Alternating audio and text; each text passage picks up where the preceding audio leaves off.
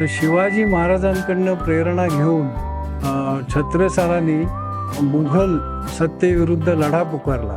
थोरल्या बाजीराव पेशव्यांनी मस्तानीसाठी म्हणून एक स्वतंत्र महाल बांधला आणि तोच महाल आज आपल्याला राजा दिनकर केळकर संग्रहालयामध्ये उत्कृष्टपणे जतन करून ठेवलेला दिसतो.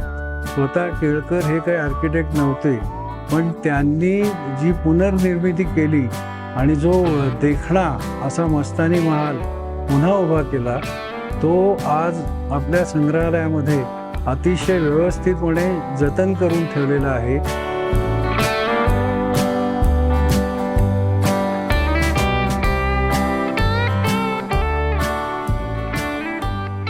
नमस्कार. गोष्ट पुण्याची या लोकसत्ता ऑनलाईनच्या विशेष मालिकेत तुम्हा सगळ्यांचं स्वागत. मित्रांनो, पुण्याचा इतिहास हा पेशव्यांशिवाय पूर्णच होऊ शकत नाही आणि पेशव्यांचा इतिहास हा बाजीराव मस्तानी यांचा उल्लेख केल्याशिवाय पूर्णच होऊ शकत नाही. पेशव्यांच्या अनेक नोंदींमध्ये मस्तानी महाल असा उल्लेख आहे की ज्यामध्ये मस्तानी त्या काळामध्ये राहत असेल. आज गोष्ट पुण्याच्या भागामध्ये त्या काळच्या मस्तानी महालाला आपण भेट देणार आहोत आणि त्याचा इतिहास जाणून घेणार आहोत. चला तर आजच्या भागाला सुरुवात करूया.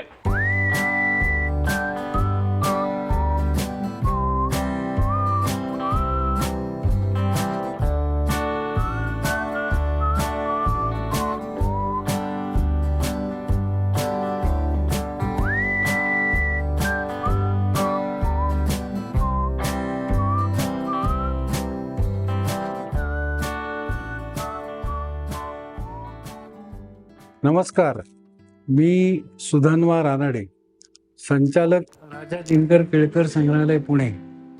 या संग्रहालयाची स्थापना डॉक्टर दिनकर गंगाधर उर्फ काकासाहेब केळकर यांनी केली. स्वतः केळकर हे कवी होते आणि कवी अज्ञातवासी या नावाने ते ऐतिहासिक विषयांवर कविता करत असत. 1920 साली त्यांनी संग्रहालयातील जी वस्तू जमवली त्यामागची प्रेरणा त्यांच्या कवितांमध्ये भारतीय संस्कृती आणि लोकपरंपरा जतन करणाऱ्या वस्तूंचा उल्लेख येत असे. अशा प्रकारच्या वस्तू आपल्याकडे का असू नयेत, ह्या एका ध्यासाने त्यांना पछाडलं आणि एक एक वस्तू करत करत त्या वस्तू संग्रहाचं रूपांतर कधी वस्तू संग्रहालयामध्ये झालं हे बहुधा त्यांनाही कळलं नसावं. अशीच एक गोष्ट आहे या संग्रहालयामध्ये उभ्या केलेल्या मस्तानी महालाची.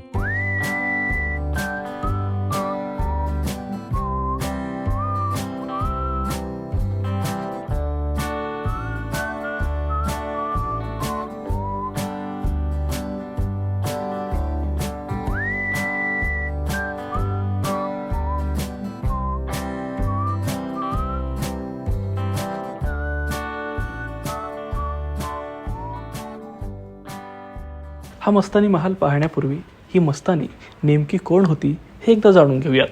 मस्तानी ही बुंदेलखंडाचा राजा छत्रसाल यांची कन्या.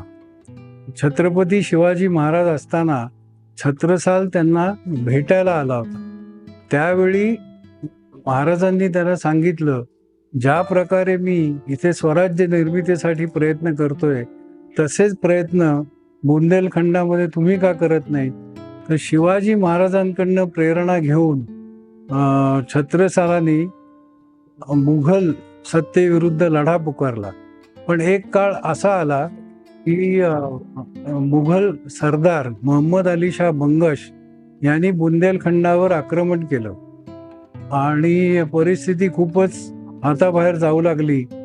तेव्हा छत्रसालांनी त्या नशिबाने थोरले बाजीराव पेशवे हे माळवा प्रांतात होते, त्यामुळे बाजीरावांना त्यांनी मदतीची याचना केली.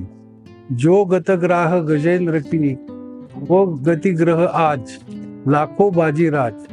छत्रसालाच्या त्या आव्हानाला थोरल्या बाजीराव पेशव्यांनी प्रतिसाद दिला आणि त्यांच्या मदतीला धावून त्यांनी मोहम्मद अली खान बंगश यांचा पराभव केला आणि त्या बदल्यात छत्रसालांनी जणू काही बाजीराव पेशव्यांना आपला मुलासारखंच मानलं आणि रिटर्न गिफ्ट आपण ज्याला म्हणू तसं त्यांनी बुंदेलखंडातला 1/3 भाग. तसंच थोरल्या बाजीरावांचं लग्न हे त्यांची कन्या मस्तानी हिच्याशी लावून दिलं. बाजीराव पेशवे आणि मस्तानी पुण्यात आल्यानंतर राहण्याची व्यवस्था हा एक मोठा आव्हान होतो. त्यामुळे त्या काळी कोथरूडचा भाग किंवा कोथरूडचा बाग असं म्हटल्या जाणाऱ्या ठिकाणी 1730 ते 1734 मध्ये थोरल्या बाजीराव पेशव्यांनी मस्तानी साठी म्हणून एक स्वतंत्र महाल बांधला आणि तोच महाल आज आपल्याला राजा दिनकर केळकर संग्रहालयामध्ये उत्कृष्टपणे जतन करून ठेवलेला दिसतो.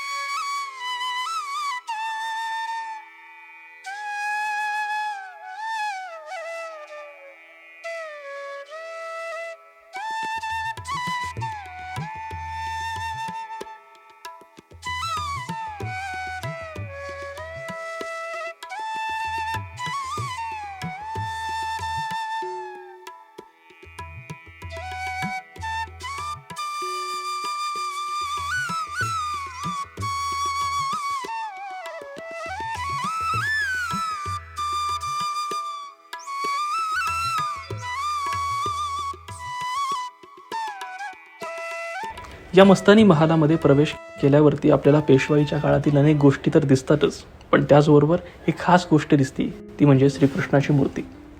आणि या महालामध्ये सुद्धा आपल्याला ठिकठिकाणी श्रीकृष्णाच्या लीलांचे चित्र काढलेले दिसतात. म्हणजे कुठे गोपिकांसोबत कृष्ण आहे तर कुठे राधेसोबत कृष्ण आपल्याला दिसतो. याचं कारण म्हणजे मस्तानीचे वडील अर्थात बुंदेलखंडचे राजे छत्रसाल हे खूप मोठे श्रीकृष्ण भक्त होते. त्यामुळे संपूर्ण या छत्रसाल परिवारामध्येच श्रीकृष्ण भक्ती भरलेली होती. म्हणूनच आज सुद्धा या मस्तानी महालामध्ये श्रीकृष्णाची एक मूर्ती आपल्याला झोपाळ्यावरती ठेवलेली दिसते.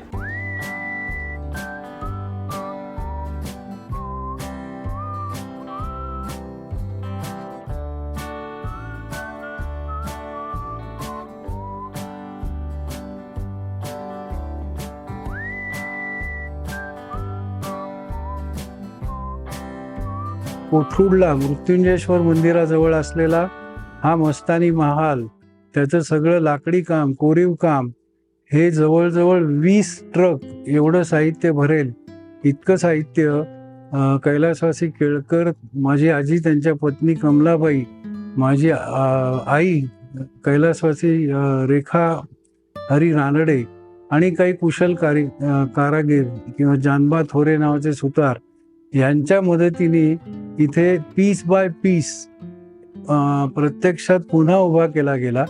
आणि या केळकरांनी केलेल्या कामानिमित्त इंडियन इन्स्टिट्यूट ऑफ आर्किटेक्ट्स यांनी त्यांना फेलोशिप देखील देऊ केली.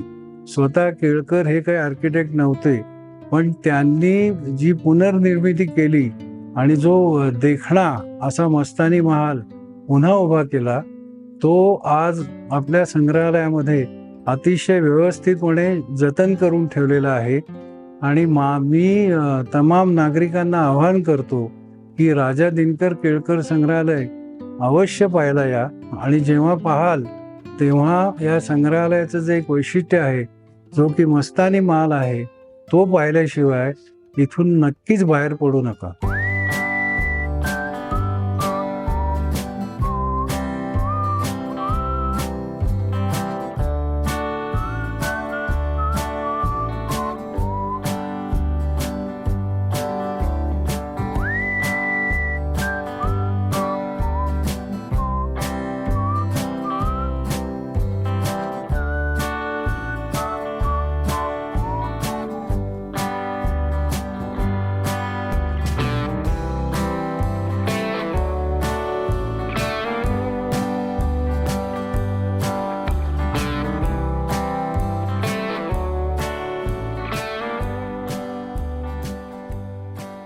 मित्रांनो, हा मस्तानी महाल आज पेशवाईचं वैभव जपत उभा आहे. राजा दिनकर केळकर संग्रहालयानं हा मस्तानी महाल अत्यंत तसाच्या तसा जपून ठेवलाय. या संग्रहालयाला नक्की भेट द्या आणि इथला मस्तानी महाल हा नक्की बघा. गोष्ट पुण्याची या भागामध्ये इथेच थांबूयात आणि भेटूयात पुढच्या भागात एका नवीन जागेसह.